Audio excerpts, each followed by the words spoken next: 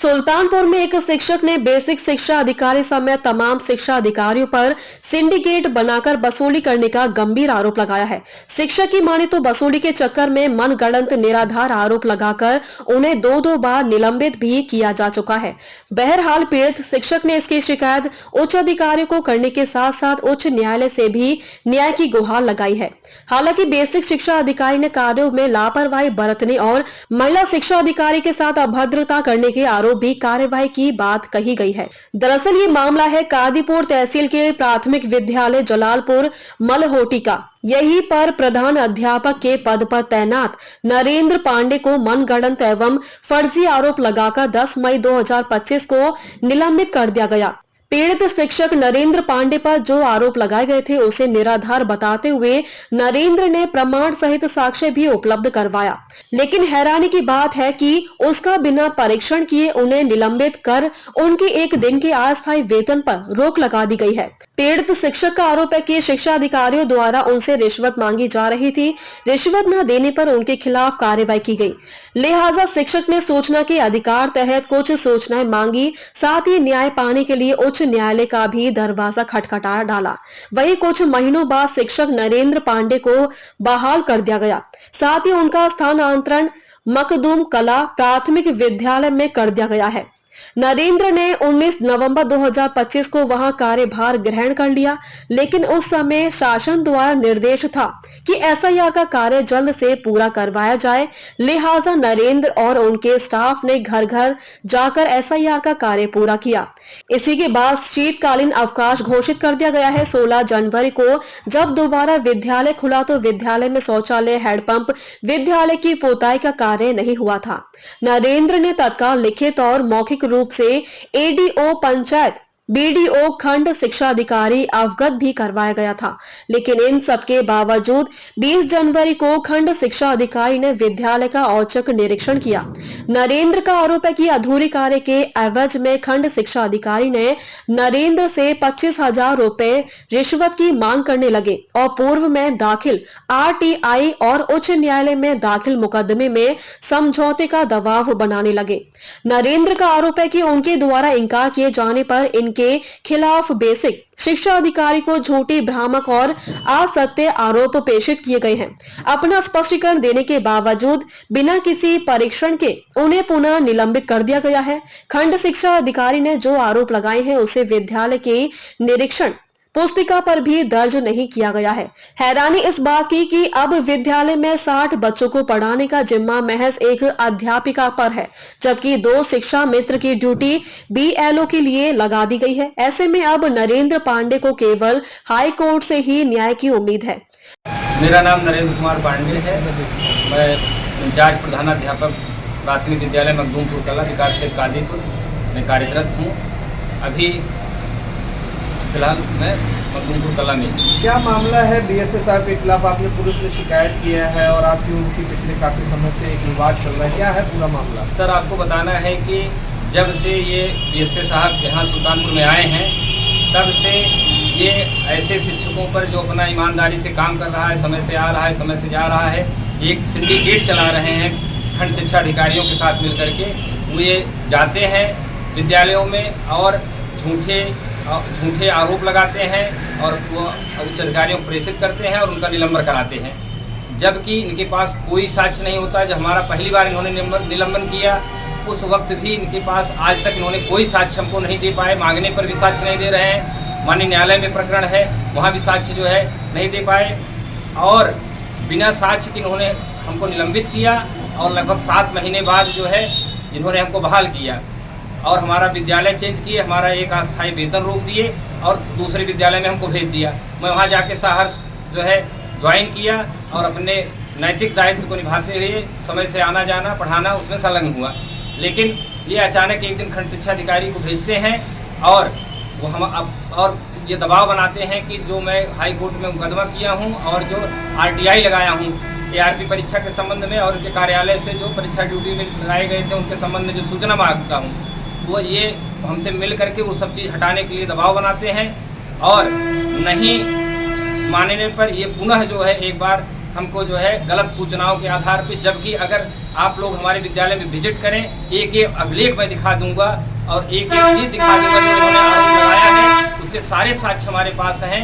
इन्होंने अनर्गल आरोप लगा करके एक बार पुनः मुझे निलंबित करने का कार्य किया है और ये पिछली बार भी हमसे 1,25,000 रुपये डिमांड किया था, मैंने नहीं दिया तो इन्होंने जो है निलंबित करके 7 महीने मुझे निलंबित रहा। ये बाल अधिकार अधिनियम 2009 का खुला उल्लंघन है कि झूठा आरोप लगा करके और उस विद्यालय में किसी शिक्षक की नियुक्ति नहीं किए। अब बताइए उन बच्चों का क्या होगा, उन जो ननिहाल आते हैं, शिक्षक नहीं है और उनके कोटि की पढ़ाई कौन करेगा उन विद्यालयों? क्या वजह क्या है ये जो पैसे की डिमांड करते हैं? ये धन उगाही का सीधा जीता जागता उदाहरण है। ये अध्यापकों के ऊपर अपने जो ये गैंग बना रखे हैं अधिकारियों का, उनके द्वारा ये छापा डालते हैं और जो शिक्षक नहीं लड़ सकता है वो धीरे से ले जाके इनको पैसा देता है। आप 50 केस इतना देखेंगे इन्होंने निलंबन किया है, पता नहीं चलता है, धीरे से बेचारे पैसा दे करके बहाल हो जा रहे हैं। मैंने कहा कि मैंने गलती नहीं किया है तो मैं इनके अन्याय के खिलाफ लड़ूंगा और उस लड़ाई को मैं आगे बढ़ाया हूं, इसलिए ये हमारे खिलाफ वो भाजन का हमें शिकार बना रहे हैं, बार बार ये जो है मिथ्या आरोप लगा रहे हैं। अब मैं आपसे वादा करता हूं कि मैं चाहे टूट जाऊंगा लेकिन झुकूंगा नहीं इनके सामने। इनके भ्रष्टाचार को मैं उजागर करके रखूंगा और मैं झुकने वाला नहीं हूं, न तो एक पैसा इनको मैं देने वाला हूं। इनके खिलाफ आपने जो है जिले के कोई अधिकारियों के यहाँ भी कुछ शिकायत की है? मैंने सचिव बेसिक शिक्षा परिषद के यहाँ इनके सारे जो भी है उसका सारा आरोप हमारे हाई कोर्ट के वकील के द्वारा नोटिस गई है।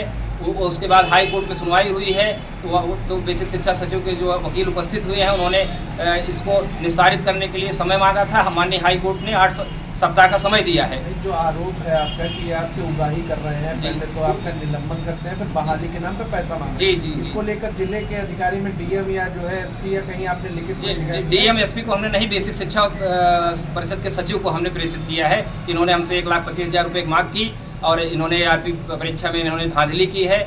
और आरपी परीक्षा में क्या हुआ था, सच्चाई क्या हुई? परीक्षा में एक्चुअल में जिसका लिखित परीक्षा में और माइक्रो टीचिंग में अच्छे नंबर थे उनको जो है ये साक्षात्कार में जानबूझ करके उनको 60% से कम नंबर दिए, जिससे उनका चयन से वो बाहर हो गए और ये अपने चहेते लोगों का जो है उसमें चयन किए हैं। हमारे पास इसके साक्ष्य हैं। कुछ ऐसे लोग चयन हुआ है जो जिनसे प्रश्न पूछा गया और एक भी प्रश्न नहीं बताया और मुझे फ़ोन करके वो बंदा बताया कि सीडीओ साहब ने मुझसे पूछा, मैं कुछ नहीं बता पाया और सीडीओ साहब ने मुझे कहा कि मैं तुम्हें 0 नंबर दूंगा और उस व्यक्ति का चयन पहले नंबर पे हुआ है गणित में। अच्छा, ये आपने इसकी शिकायत कहाँ की, चयन प्रक्रिया की? हमने पहले हम ये RTI इसलिए लगाया कि हमारे पास सारे डॉक्यूमेंट्स आ जाएँ कि इन्होंने जो है रिटर्न में कौन बंदा क्या पाया है, माइक्रो टीचिंग क्या पाया है, तब मैं फिर आगे शिकायत करूँगा। सीडीओ साहब ये इससे पहले जो सीडीओ साहब थे वो अंकुर कौशिक, क्या नाम था उनका, जो इससे पहले किस समय हुआ था ये इंटरव्यू हुआ था 2 मई 2025 को। ये जो है विकास भवन की हाल में हुआ था। तो कितने टीचर फेल हुए हैं इसमें जो है काफ़ी लोग फेल हुए थे जो इनके खास लोग थे या कुछ योग्य लोग भी उसमें आए, लेकिन ज़्यादातर जो इनके चहेते लोग थे जिनसे इनकी सेटिंग थी उनका इन्होंने चयन किया। पुलिस में भी आपने कोई शिकायत की? पुलिस में हमने अभी जो BO हमारे विद्यालय में गए थे और फिर बुला करके हमसे 25,000 रुपये की ताज़ा डिमांड किए हैं। मामले को हम आगे नहीं बढ़ाएंगे। आप अगर 25,000 रुपये हमको देंगे वो हम उसकी शिकायत इसमें BO और BSA को पार्टी बना के कादीपुर कोतवाली में हमने एक तहरीर दी है और जिसका जो है अनुमोदन हमने SMC की बैठक में अध्यक्ष और सदस्यों के साथ करके फिर हमने एक जो है उनको तहरीर दिया है। रोल अगर आप लोगों को जानकारी होगी तो ये इससे पहले BSA महोदय हाथरस जिले में थे, वहाँ भी इन्होंने यही कृत्य किया था और वहाँ पे जो है इनको टीम ने पकड़ा भी था। इनके बाबू को 50,000 नगद लेते हुए और इनका भी नाम FIR में डाला था। तो इनका ये इतिहास रहा है और उसके भी साक्ष्य हमारे पास हैं। तो ये वहाँ पे तो कम था हमको लग रहा है, यहाँ पे इन्होंने एक गिरोह बना करके पूरा वसूली कर रहे हैं और अब आगे मैं नहीं जानता हूँ। BSA नाम यहाँ BSA श्री उपेंद्र गुप्त जी हैं और बाकी जो हमारे मामले में इन्वॉल्व है खंड शिक्षा अधिकारी कादीपुर जो कि इस समय चार्ज में है श्री सुनील यादव जी और इससे पहले श्रीमती पूजा पाठक थी। ये सारे लोग जो है वसूली गैंग में शामिल हैं।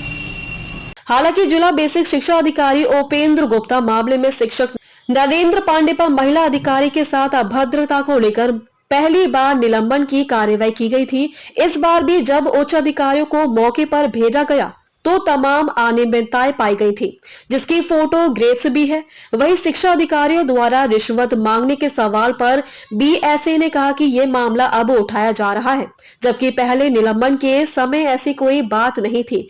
बहरहाल वे इस मामले पर भी जांच करवाने की बात कर रहे हैं। सर ये एक प्रकरण है मखदूमपुर विद्यालय कादीपुर का। एक हेडमास्टर है वहाँ के नरेंद्र पांडे, उन्होंने एक बड़ा एलिगेशन लगाया है विभाग के अधिकारियों के ऊपर, आपका भी नाम लिया। क्या प्रकरण है सर, ये क्या क्या मामला चल रहा है? इसका पूरा प्रकरण ये है कि जो संबंधित अध्यापक हैं उनका किसी महिला अधिकारी, जो पूर्व खंड शिक्षा अधिकारी वर्तमान में वो मैटरनिटी लीव में है, उनके ऊपर कुछ उन्होंने कोई अभद्रता की थी, जिस आधार पे उन्होंने मुझे ऑन पेपर रिपोर्ट दी थी, जिस आधार पे उनको आज से 5-6 महीने पहले सस्पेंड किया गया था और बाद में उनको दंडित करते साथ बहाल किया गया है। उसी के साथ साथ फिर जब ये दोबारा बहाल हो गए हैं तो अभी इनके द्वारा फिर से एक जब बीपीओस ने एक रिपोर्ट किया कि इनमें कोई सुधार हुआ है नहीं हुआ, जितने भी टीचर यदि एक लिमिट के बाद जब बहाल होते हैं तो उनकी एक वर्क रिपोर्ट भी हम लोग तैयार करते हैं कि इनमें सुधार चल रहा है नहीं चल रहा है। तो जब डेली रूटीन के चेकअप में जब विद्यालय चेक हुआ तो विद्यालय में कुछ ऐसी व्यवस्थाएं पाई गई जिनके फोटोग्राफ्स भी थे हम लोगों के पास, जैसे कि कोई भी हमारा पेयजल में एक नल नहीं होना, ये सब नहीं होना। और इसी स्तर के भी स्पष्ट निर्देश थे कि 26 जनवरी के पहले सारे विद्यालयों की पुताई हो जाए और प्रॉपर हमारे बच्चों से पार्टिसिपेट करें। उसके बाद जब रिपोर्ट आई तो बीओ साहब ने उसके में हमसे एक आख्या दी। उस आख्या पे हमने इनको क्या किया था, उन्होंने भी इसके लिए लिखा है कि इनके द्वारा कोई सुधार नहीं हो रहा है, इनके खिलाफ कठोर कार्रवाई कीजिए। तो इस आधार पर इनको दोबारा इसका सस्पेंशन किया गया है। और हाँ, जो उन्होंने एक अपनी एसएमसी की बैठक भी लगाई है, उन्होंने जांच अधिकारी और जो संबंधित आपके जो अधिकारी गए थे उनके ऊपर भी उन्होंने कुछ आरोप लगाए। उन्होंने कहा है कि ऐसी भी बात है कि जो कि उनकी कार्य शैली पर, तो उसको भी हम लोग एक गहनता से उसको देख रहे हैं, उसका भी जांच का एक पार्ट बनाए हुए हैं। और जहाँ तक कि उनके डिपार्टमेंट की बात है तो डिपार्टमेंट सबके लिए बराबर ही है और वो उसका पूर्ण प्रयास होता है कि हमारे अध्यापक अपने अच्छे ढंग से कार्य करें और स्पष्ट तौर पे जितना बेहतर हो सकता है अपना आउटकम दें। सर एक उनका एलिगेशन ये है कि उनको सस्पेंड किया जा रहा है और फिर बहाल किया जा रहा है, उसमें कहीं ना कहीं पैसे की उगाही की बात है। 1,25,000 रुपए मांगे जाने का उन्होंने आरोप भी लगाया है। इसमें उन्होंने इस चीज़ को कहा था कि जो इन्होंने जब इनका सस्पेंशन मई में हुआ है और करीबन जब ये बहाल हो गए थे तो फिर ये हाई कोर्ट गए थे, तो हाई कोर्ट ने उनका रिप्रेजेंटेशन डिसाइड करने को कहा था। तो जब उन्हें रिप्रेजेंटेशन डिसाइड करने के लिए उन्हें अपनी एप्लीकेशन लगाई करीबन 8-9 महीने बाद, तो उन्होंने इस चीज़ को अपनी बात रखी। तो उस समय के जो संबंधित जांच अधिकारी हैं तो उनसे भी देखा जाएगा, पूरी जांच प्रक्रिया का हिस्सा बनेगा। और इसमें से अभी तक इन्होंने कोई भी बात नहीं की थी। अभी ये मैटर संज्ञान में मेरे पास अभी आया है, करीबन 8-9 महीने बाद उन्होंने इस एलिगेशंस को लगाए हैं। यदि कोई ऐसी बात थी तो चाहिए था कि उसी समय सक्षम प्राधिकारी के सामने अपनी बात को रखते। सर उन्होंने आप पर आरोप लगाया कि ये सारा सिंडिकेट आपके थ्रू गवर्न हो रहा है और कहीं ना कहीं जो पैसे की डिमांड की जा रही है उसमें आप भी भागीदार हैं, वो आपके अधीनस्थ है और आप देखिए, मैंने आपको इसी चीज़ को कहा कि उन्होंने जो भी अपनी बात कही थी, उन्होंने अपनी ये पूरी बात है, उन्होंने करीबन 8-9 महीने बाद जिनका सस्पेंशन के बाद बहाली भी हो गई जब, तब उन्होंने इस चीज़ को मुझसे मेरे सामने इस चीज़ को रखा है। तो उस चीज़ की हम लोग, यदि उन्होंने कोई ऐसा रखा है तो उन्होंने कोई भी अपना ऐसा साक्ष्य यदि वो रखना चाहें तो वो हमारे सामने रखेंगे, तो उसमें चीज़ों को देखा जाएगा। सर एक जो परीक्षा में इंटरव्यू हुआ था 2025 में एआरपी परीक्षा का, उन्होंने उसमें भी आरोप लगाया कि वो सक्षम थे और एलिजिबल थे, उसके बावजूद उनको फेल कर दिया गया। देखिए, किसी का भी सक्षम की एलिजिबिलिटी, जो आपका साक्षात्कार होता है वो आपके संबंधित पूरी कमेटी डिसाइड करती है, किसी पार्टिकुलर पर्सन के द्वारा वो डिसाइडेड नहीं होती है। तो अभी सब क्या चल रहा है इस मैटर में? अभी उन्होंने इस चीज़ को खुद लिखा है कि जांच अधिकारी के द्वारा मेरे साथ कुछ किया गया। तो जो जांच अधिकारी हैं, जो आए हैं ऑफिसर, तो उनके द्वारा जो भी उन्हें अपनी रिपोर्ट्स लगाएं, जो साक्ष्य लगाएं, तो सुधार कर उसमें जांच की जाएगी।